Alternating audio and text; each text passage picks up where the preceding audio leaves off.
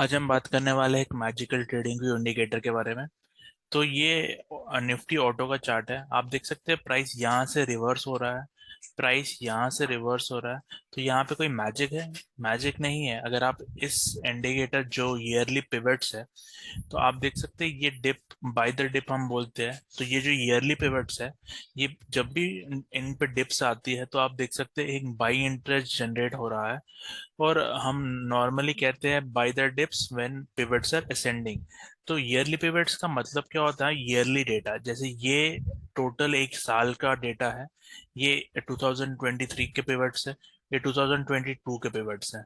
तो इस ईयर में जब भी डिप आई थी इस पिवट को, और यहाँ से एक बाइंग इमर्ज हुई थी।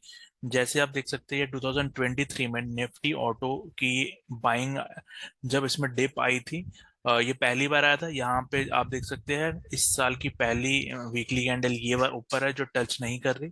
तो इस एरिया में पहली बार इस मार्च के मंथ में आया था, और यहाँ पर ही एक फिर से एक फ्रेश अप मूव इसमें आया था। तो हम इसके बारे में डिस्कस करेंगे। तो ये ईयरली पिवट्स है जो ईयरली हाई लो वैल्यू से कैलकुलेट होते हैं, जिसे हम सीपीआर इंडिकेटर भी कहते हैं। बट ये सिर्फ ईयरली पिवट्स है। सिमिलरली हमारे पास मंथली पिवट्स होते हैं जो मंथली का डेटा लेते हैं। वैसे ही हमारे पास वीकली पिवट्स भी है और डेली पिवट्स भी है। तो अगर आप ये चार्ट समझ लो, ये चार्ट 5 मिनट में भी सेम तरह से काम करेगा। अगर ये वीकली लेवल से, तो भी ये सेम तरह से काम करेगा। ये वीडियो सिर्फ इन्वेस्टमेंट के लिए है क्योंकि ये ईयरली पिवट्स है। तो हम ये इन्वेस्टमेंट किस स्टॉक्स में हमें करनी चाहिए, तो उसके ऊपर ये वीडियो है। तो फर्स्ट क्राइटेरिया क्या होता है कि जो पिवट्स होते हैं वो असेंडिंग होने चाहिए। असेंडिंग का मतलब क्या है कि ये पिवट जैसे यहाँ बना है तो नेक्स्ट ईयर का पिवट इससे ऊपर बनना चाहिए, और नेक्स्ट ईयर का पिवट इससे ऊपर बनना चाहिए। तो ये फर्स्ट कंडीशन है। सेकंड कंडीशन हमारी है कि जो ये पिवट्स है, इसमें बाय द डिप हम तब करेंगे जब पिवट्स के पास में प्राइस आएगी, तभी इसको बाय करेंगे। और जब इससे दूर चली जाएगी या कोई, तो हम इसको प्रॉफिट बुक कर सकते हैं। बट ओवरऑल अप ट्रेंड तभी होगा जब ये असेंडिंग पिवट्स होंगे। और सेकंड कंडीशन ये है कि प्राइस पिवट के ऊपर होनी चाहिए, तभी हम इसमें बाय ढूंढेंगे। अगर प्राइस पिवट से नीचे चल रही है तो वो नेगेटिव माना जाता है, तो हम इसमें इन्वेस्ट नहीं करेंगे। तो इसी सिंपल एक ये सिस्टम है। जिस सिस्टम अगर आपको कोई बोलता है, तो ये एक सिस्टम है जिसमें पिवट्स का यूज किया हुआ है। तो ये आप देख सकते हैं अगर ये निफ्टी ऑटो में कैसे वर्क कर रहा है। अब हम सेम पिवट आईटी में जाके देखते हैं। तो ये आईटी सेक्टर का चार्ट है। तो आप देख सकते हैं जैसे ही पिवट से, ये सेंट्रल पिवट से जैसे ही प्राइस 2022 में नीचे ट्रेड करने लगी, तो यहाँ पे एक डाउन ट्रेंड आ गया। और जब भी ये पिवट पे पुल बैक आया, ये सेंटर पिवट पे अगले साल 2023 में, तो यहाँ पे फिर से एक सेलिंग प्रेशर आ गया। अगर आपको ये सारी, अगर ये इंडिकेटर आपके पास पहले से होता तो आपको पहले पता होता कि यहाँ पे इस एरिया में पिवट असेंडिंग है और अब पिवट डिसेंडिंग है। तो यहाँ पे आप कभी भी बाई नहीं करते। जब मैंने जैसे बोला, जैसे ही प्राइस पिवट के नीचे ट्रेड हो रही है, तो ये एक बेरिश साइन है। सेंट्रल पिवट को अगर ब्रेक कर रही है तो भी बेरिश साइन है। यहाँ पे रिजेक्ट हो रही है प्राइस, पिवट एग्जैक्टली पिवट पे टच किया है और रिवर्स हुआ है, तो ये भी एक बेरिश साइन है। ओवरऑल इससे पहले आप देख सकते हैं यहाँ पे एक अच्छा ट्रेंडिंग मार्केट था। हमें असेंडिंग पिवट्स मिले थे निफ्टी आईटी में, तो यहाँ पे एक अच्छा ट्रेंड था। और जब से ये असेंडिंग की जगह डिसेंडिंग पिवट समय मिले हैं, तो एक बेरिश ट्रेंड आ चुका है। दूसरी बात अगर हम देखेंगे, तो नॉर्मली पिवट, जो पिवट बॉस के इंडिकेटर है, उसमें हम क्या कहते हैं कि अगर पिवट नैरो है तो एक ट्रेंडिंग मूव मिलता है। जब पिवट वाइड हो जाता है तो ओवरऑल एक रेंजिंग मार्केट रहती है। जबकि अगर समझ लीजिए पिवट नैरो है तो वहां से हमें एक ट्रेंडिंग मार्केट मिलता है। बट ऐसा 100% तो नहीं है। जैसे यहाँ पे भी आप देख सकते हैं पिवट थोड़ा वाइड है, लेकिन यहाँ पे एक हमें अप ट्रेंड ही मिला है इसमें। तो इस तरह से हम देख सकते हैं कि ये स्टॉक में हमें इन्वेस्ट करना है नहीं करना है। तो अगर हमें इसमें करना है तो फर्स्ट क्या क्राइटेरिया चाहिए कि प्राइस पिवट के ऊपर चली जानी चाहिए, और फिर पिवट से रिजेक्शन नहीं होनी चाहिए बल्कि पिवट से सपोर्ट मिलना चाहिए। तो मैं सपोर्ट आपको दिखा देता हूँ कैसा रहेगा। जो ये प्राइसेस यहाँ पे आई है, यहाँ पे देख सकते हैं आप प्राइस पिवट से टच होके ऊपर गई है। तो ये सपोर्ट, ये जो आप इसमें आप पिन बार देख रहे हैं वीकली चार्ट पे, तो ये सपोर्ट बोलते हैं इसको। जब हमें ऐसा एक कैंडल यहाँ मिलेगा, जब पिवट मे बी इस साल मिलेगा या नेक्स्ट साल, अगर आपको ऐसा एक पिवट के ऊपर सपोर्ट लेता हुआ मिलेगा, तो आप इन स्टॉक्स में इन्वेस्ट कर सकते हैं जब आपको पिवट से सपोर्ट मिलेगा। अभी आपको रिजेक्शन मिल रहा है तो वेरी लॉन्ग टर्म के रूप में अभी इन्वेस्ट नहीं करना चाहिए। ओवरऑल अब मोस्टली आईटी स्टॉक्स में इन्वेस्टमेंट ऑप्शन आ सकते हैं, तो हमें देखना है ये पिवट्स पे कैसे रिएक्ट करता है आगे जाके, बट उसमें भी टाइम है।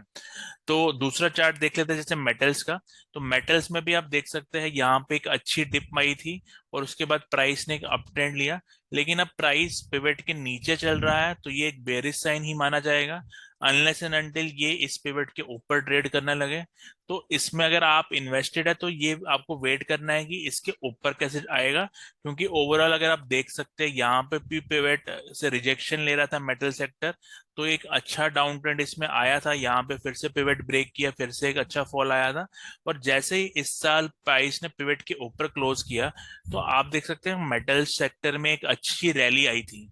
तो ये रैली क्यों आई थी? क्योंकि ओवरऑल ट्रेंड पॉजिटिव हो गया था, पिवट्स इसके next year to next year ascending बनने लगे।